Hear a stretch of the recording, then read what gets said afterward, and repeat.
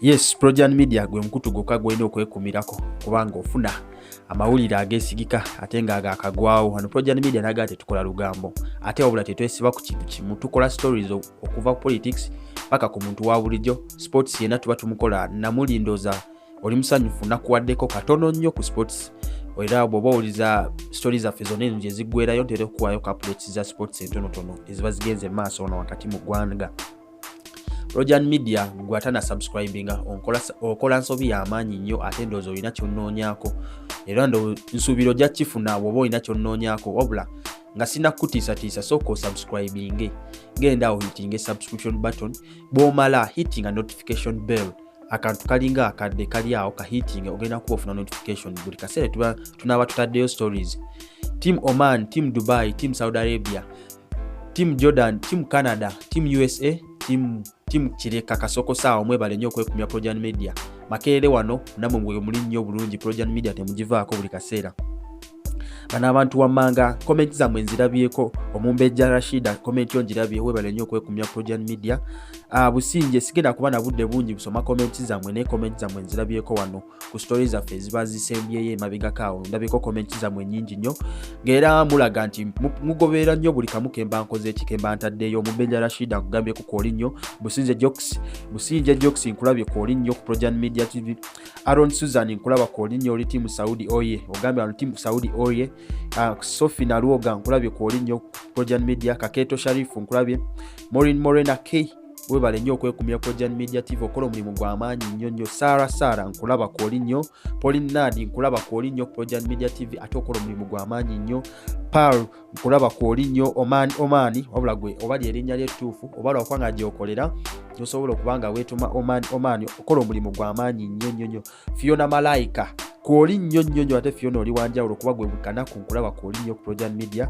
Wano ne bano ba Chefs Uganda, Good Chefs namwe mwebale nnyo. Nsuubira akamere mufumba kalungi nnyo twetaaga tubanoonyeeko tubakebereko tusobole okuba nga tukwatagana mu business. Chefs Uganda, Good Chefs mwebale nnyo okwekumya Projan Media TV n'abalala bangi nnyo. Justin Hope nkulaba kooli nnyo.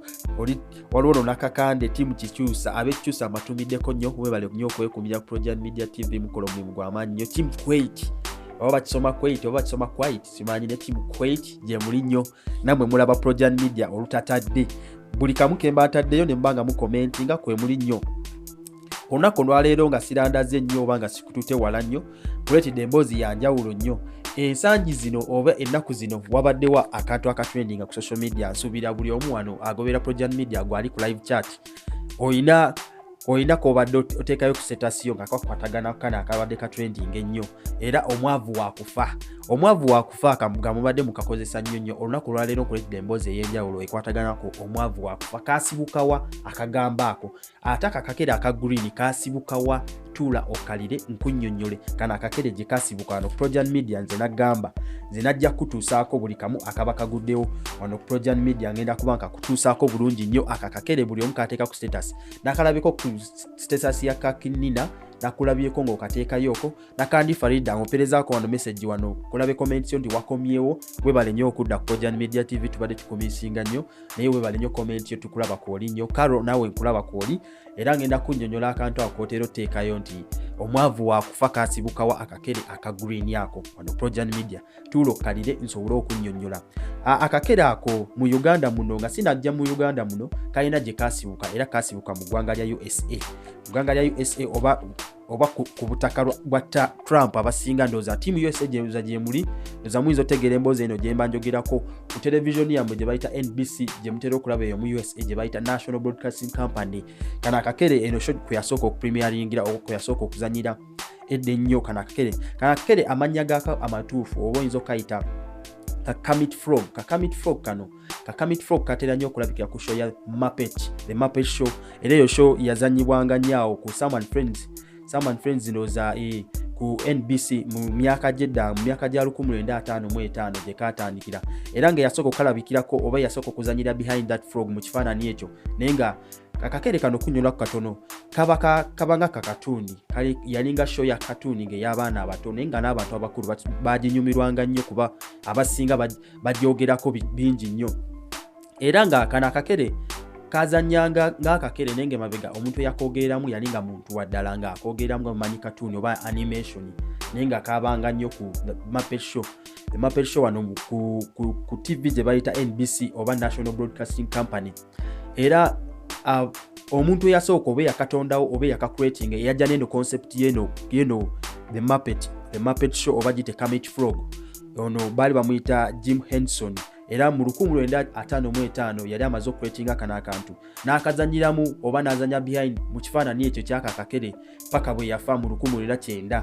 Mu 1909 wajjawo omusajja yamusikira okusigala nga esho egenda maaso kuba eno sho eraga nti yabyafaayo okuva mu 1955 eno Kermit Frog bwe yakreatingibwa. Era omuntu kugambye omuntu yasooka okuzanyira mu Kermit Frog oba mu ekyo ekifaananyi yoyo omusajja yennyini yakicreatinga concept eyo nga bune ebovaayo ne concept yo nti nze Bruce vena tumumanyi muzanyi wa katemba n'obula abeera awo n'agegenya firimu z'abasajja. So eno the Muppet Show nayo yali awo nga ya katuni nga Jim Henson ayogerera mu katuni oyo oba ayogerera mu kakere ako aka green ka kiragala light green oba mumanyi kiragala ow'amazzi nga mu 1955 paka 1909 we yafiira Jim Henson. Era musajja yamudira mugere yali Steve Whitmire ng'era naye yazannya ova 1909 paka 2016 bwe yakivaamu ndoza Matt Vegon n'asaawa zino n'akikwatamu okuva 2017 paka olunaku olwaleero. Era bw'ogenda ku NBC oba osobola akatuuni abaako buli lunaku nnyo ddala. Era mu abanyumirwa animation osoogenda n'onoonyaako kagambo fine tukakozesa omwavu wakufa era ne tuteekako oyo katuuni oyo wa green oyo naye tetumanyi gye yasibuka. Olunaku olwaleero kwano Project Media TV kuletedde emboozi eyanjawulo nkunnyonnyole kana akagambo k'okozesa oba omwavu wakufa ekyo ekifaananyi ekiri awo kye tutera okozesa ekikere ekyo ekikere buli omu ekisanyusa okwamaizinga buli omu kikoze rounds ku social media kyavaawo ekyo ekikere kye mwatuma omwavu wakufa. Akakakere ka appearingako kakolako ennyimba wabula nkugambye nti siko kikayimba nga bwomanyi animation wabaawo ayogera kaba mu kifaananyi kya muntu mulala oba mu ddoboozi lya muntu mulala. Mu 1907 kafumya oluyimba ke bayita BN Green lwamaking rounds ku around the world lwali lwa tabu nnyo ng'era gye ekikere ekyo kya appearinga mu video oba kya appearinga nga ekiyimba. Tekyakomaawo mu 1979 baafulumya oluyimba olwatopinga olwali ku top 25 ku Hot 100 mu nsi yonna. Era oluyimba baali bagita Rainbow Collection lwali lwa tabu nnyo ng'osobola odunoonyaako n'osobola wanga n'oluwulira nga the Kermit Frog bweba eyimba eno gye mutaminga nga omwavu wakufa. Kafaananyi abasinga ndoza nga mukalaba omwavu wakafu nkakozesa buli omu akakozesezzaako wano wakati mu ggwanga Uganda. Era eno Kermit Frog yazanya ne firimu era firimu bagitanga the Muppet movie. The Muppet movie yali ya tabu nnyo yali animation nga ya bukatuni ng'era ekifaananyi kyekimu ng'era omuntu y'omu gwe bayitanga Jim Henson eyacreating akana akantu mu ebiseera yazanya firimu eno naye obula yalabikira mu katuni oyo kuba yali adenti mu ebyo ebiseera. Era nga bwe nkunyonnyodde mu katono ndowooza oba otegeera ekifaananyi kikyokozesa. Sigenda genda wala nnyo okuba bino bikwatagana ku Uganda. Kati bwe nzirako muno mu Uganda the Muppet Frog oba the Kermit Frog erabikise ku show ya the Kermit Frog muno mu Uganda tukikozesanga omwavu wakufa. Muno mu Uganda kino ekigambo kijja kitya geza kati gwali Project Media TV tovaako kuba kati wano wali amakulu kuba Abannayuganda kino kiba kikwatako buli akozesa WhatsApp ali ku social media kino kirabyeko omwavu wakufa. Era nga akakere ke kabaawo era ebigambo bingi ebiba bizze bicreatingibwa omwavu wakufa nga akakere bwe kakoze kalina pose gye kakoze naye screenshot bazikube okuviira ku show ya the Muppet Show okuva ku NBC oba TV eyo eri mu Washington DC gye bayita NBC National Broadcasting Company. Era ng'eyo show kwe bakubya screenshot nga erina action gyekola nga bwetula mu motoka nebanga evuga nga bwetula ng'erina kenywa. Eno show bagikola nga yakusanyusa abantu kubanga fena abanyumirwa animation oba katuni oba omwana omuto nawe omuntu omukulu ali nkimanyi onyumirwa animation oba katuni nganze wano ze nyumirwa nnyo katuni. Era massa ojja kuba tunyumya ku firimu gwali mu live chat yaffe mbuulira omwavu wakufa katiko wali okozeseza ku status yo omwavu wakufa nga gwe wakakozesa ku status yo tunyigirewo kamwawo tubuulire akakusinga okusesa akakwatagana kono ku Kermit Frog eno nga bwe nkunyonjodde mabega kawo. Omwavu wakufa kajja tya mu Uganda. Omwavu mu Uganda ekigambo kitegeeza oba oyinza okugamba nti obeera nga toyina ssente, kubeera ebiseera ebisinga ekitambuza obulamu ssente, oba okuba nga toyina property ekyobugagga kyonna kyonna ng'oli mwavu. Eyo ye ttaamu ya omwavu. Nekyajja kitya ekigambo omwavu wakufa kyajja kitya muno mu Uganda okutandika abantu okukikozesa. Emabegakaawo Eddie Kenzo yavaayo mabegakaawo nga baakawukana ne mukazi oba omukazi we yakamusulawo n'ayanjula Dr. Hamza Sebunya. Ebigambo bingi byayogerwa era nga Sheikh Muzata yavaayo n'avuma Eddie Kenzo mu kika ky'ebigambo. Eddie Kenzo kwe yava yali ku live ye ku Facebook ne yeetuma amannya kana kambaata biki n'ayogera akagambo kano omwavu waakufa. Leero omwavu waakufa.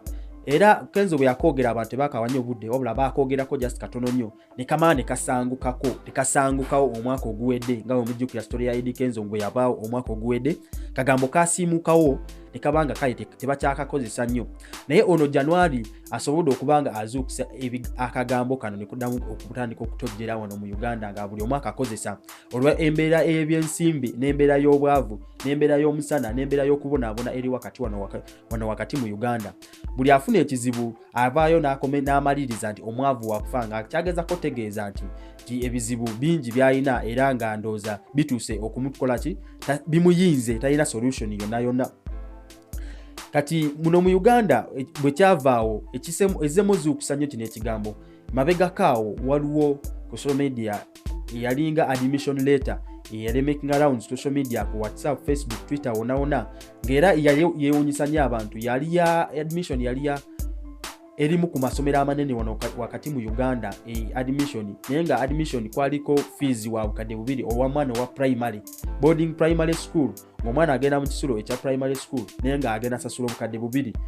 Kwe kwava akagamba ako omwavu waakufa. Olaba omwana wa primary asasula obukadde bubiri, kati gwe omuntu agenda osoma secondary n'asasula omeka oba university, akagamba ako kwe kwava nti omwavu waakufa. Olaba omwana wa primary asasula obukadde bubiri, ate ffe kitegeeza omunaku si waakusoma.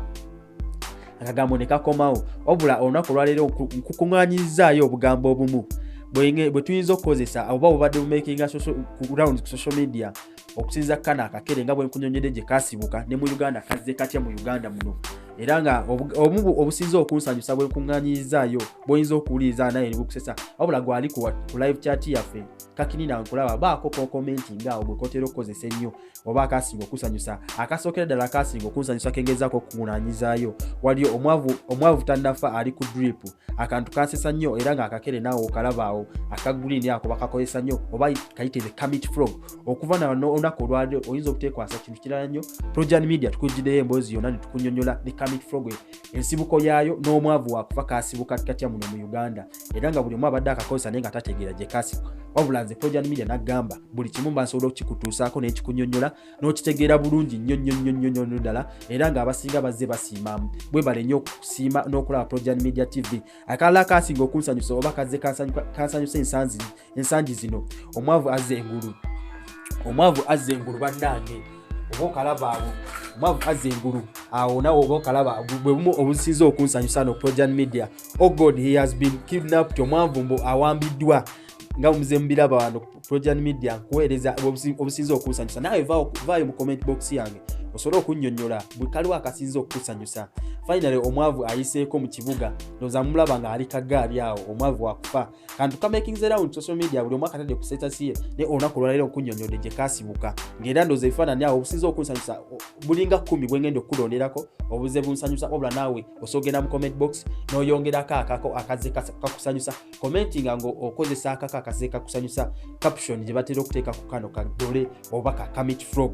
Kakere waliwo wano akalala akasinza okunsanyusa, omwavu akeddeko kacaayi. Ng'omwavu oba commit frog ng'eri awo eri kasigala nga kakaawa kali awo n'obumeremere bwe sitegeera nga buli awo. Waliwo n'akalala akasinza okunsanyusa, omwavu yeeyongedde okulumya abamuwalana kati asula ku speaker apartment nga bw'okalaba awo. Yano yali akutte eccupa 2 oba ccupa za tea simanyi naye nga ccupa zaali z'amaanyi nnyo. Omwavu waakufa era buze bunyumira wano mulaba kamotoka aba caption gye bamuteekako wano omwavu waakufa yeeyongedde okulumya abamu kati yeevuga. Ndowooza owulira omwavu waakufa wano tebuggwayo bungi nnyo nabula nakulondeddemu obusinza okunsanyusa.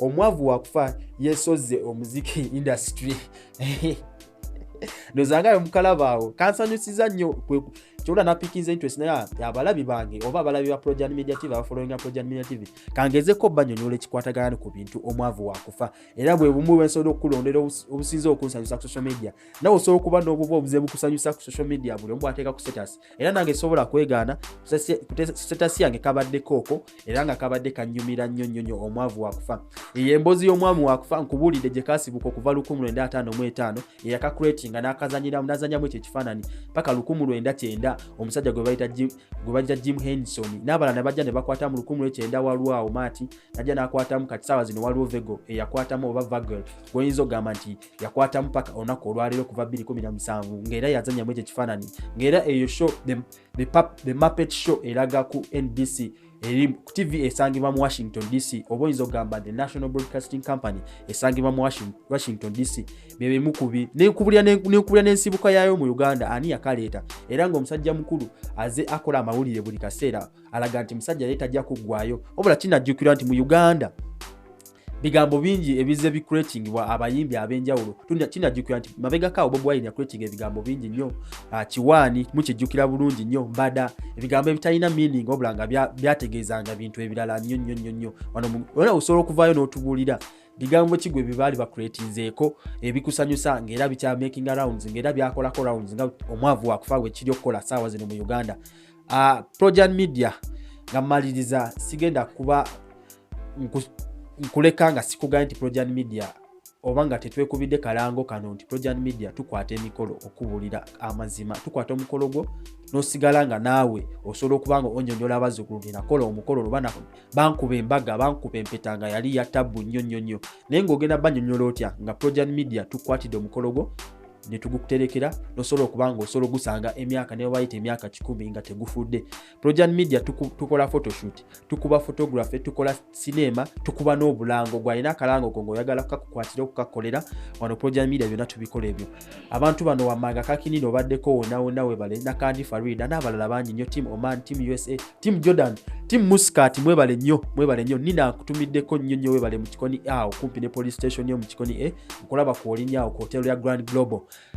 Rina joli nnyo Makerere B Kikoni B kulaba ku oli nnyo muganda wange Musi joli nnyo Kasokoso embuyani nayo mukwano gwange bayita Maxan kulaba naye ku oli nnyo Projan Media TV wabula nze nabasuubiza nja baweereza ate ndeeta mboozi za njawulo zokka bw'atabadde tamanyi nti ekikere gye kyasibuka kikuleetedde olunaku olwaleero wabula gwatana subscribinga nga gwe mulundi nnyo gw'ogusoose ate oba onyumiddwe n'emboozi subscribinga ohitinge notification bell kuba ebirungi bingi nkyabireetera ddala kuba nze gwe mulimu gwange gwe mwankwasa ate ne munneesiga okubanga mwe musubscribinga ku Projan Media ne mucommentinga ne mulikinga kiba kindaga nti mukola ki mugoberera na muli kutumiddeko nnyo webale nnyo okwekumya Projan Media TV tusisingane oluddako nga nkuleetedde emboozi endala weno Projan Media tovaako subscribinga likinga commentinga.